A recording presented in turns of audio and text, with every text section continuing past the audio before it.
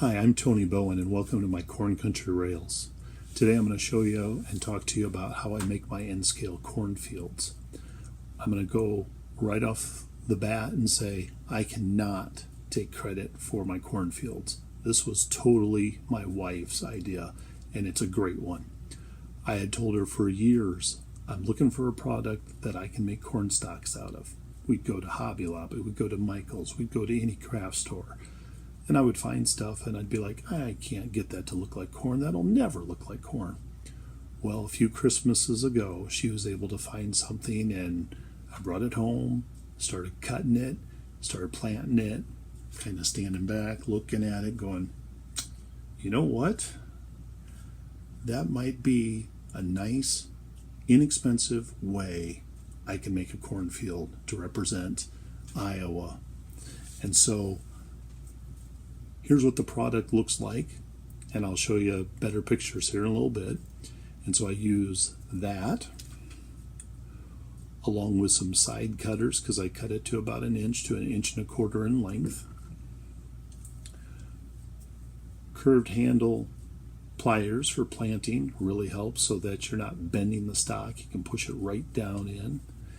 And then this little tool here that I use just basically for poking a hole, and it works really well through the styrofoam, or if you have a plaster cloth base, just to give a little pilot hole to push the corn stalk into. This has a wire base to it, so you can bend it like you would a piece of pipe cleaner in that, but you still want to be able to kind of push it in place.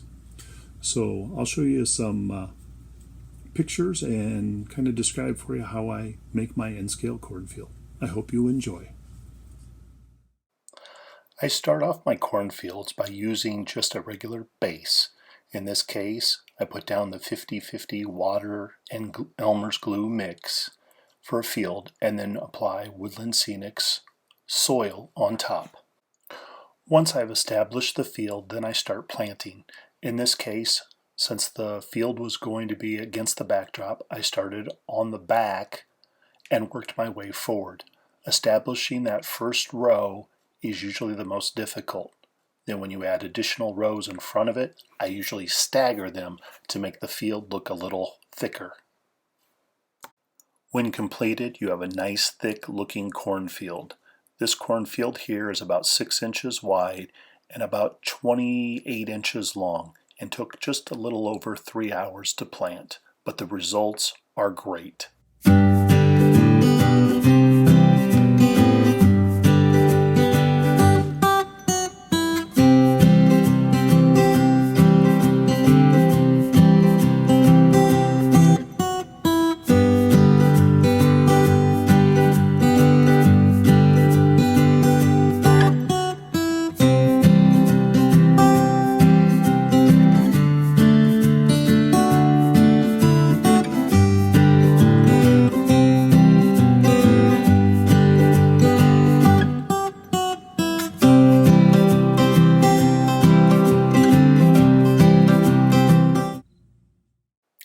The product that I use for my cornfields is called Darris Home for the Holidays. I found this one at Michael's, but there's also an equivalent type of package that can be found at Hobby Lobby. And it is usually out, I have found, from about mid-July all until after the holiday season. If you're lucky like I am, I bought several packages before Christmas, the year I started using this for my cornfields, and then went back the day after Christmas and bought all they had for only 99 cents a package. A great deal. I usually unpackage all of my corn, or what will be my corn product, and put them all in a shoebox so they're all laying out nice and straight. For N-scale corn, I find that if I cut it anywhere from about 1 inch to 1.25 inches long, that gives it enough that it will be pushed into my subterranean and not be able to fall out or be pulled out easily, and still leaves enough of the stem and the stalk up above the ground to hold it in place. I use side cutters to cut the material into the 1 to 1.25 inch lengths, and then I use some curve-handled nose pliers for planting. I also found just a tool that I had laying around in my box that I just kind of poke a hole in my styrofoam subterranean or even in your hydrocal subterranean, just to make a little pilot hole and make it easier for planting. And I will also show you here coming up in the video what that looks like for planting. Okay, at this point, I just continue to keep repeating the process. It is a long process depending on how big your field is, but as you can see from the other one I was taking pictures of, the end results are outstanding.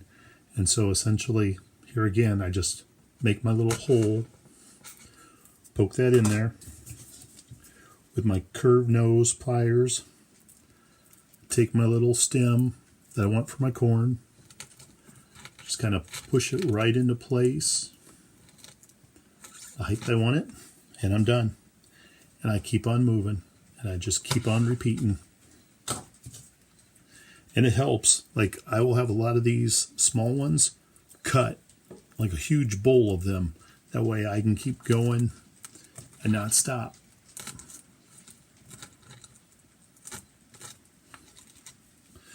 And since they are having that little wire, you bend them a little bit, you can straighten your stalks out, or if you want to have one of those bad Midwestern windstorms and have all your corn laying down, you can do that too, but I don't think I want to do that.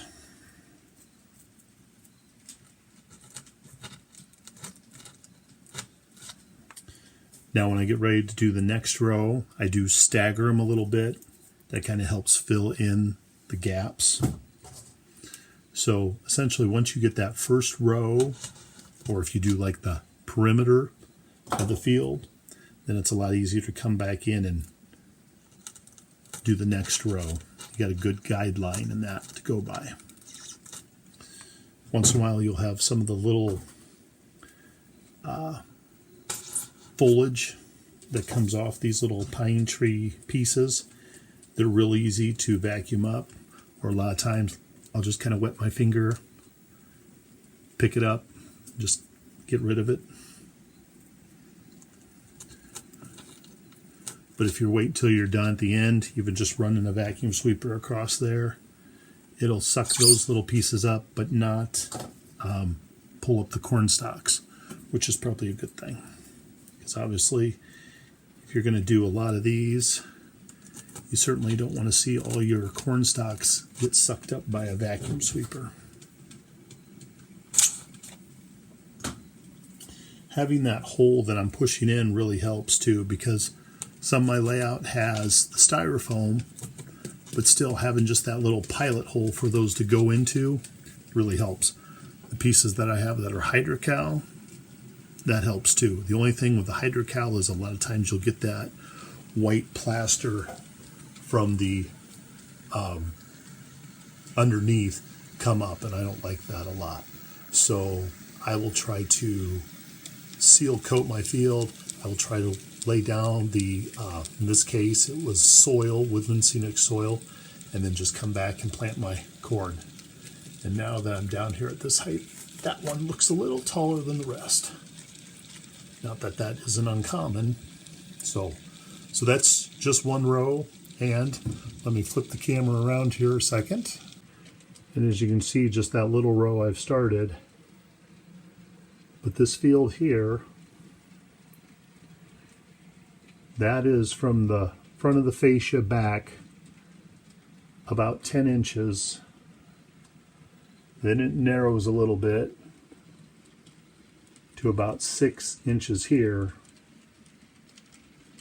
And then we'll continue all the way right over here. So if I back up, as you can see, that's going to be a pretty sizable field by the time I'm done. And so those little pieces that I put right there don't amount to a whole lot yet until I get the rest of that field done. But that'll be a very impressive cornfield when it's completed. Well, I hope you found this video interesting and useful for making N-scale corn. As I forgot to mention earlier, if you cut the stalks probably longer, you could probably utilize the same skill for making HO, O-scale corn, or basically any scale corn that you might need.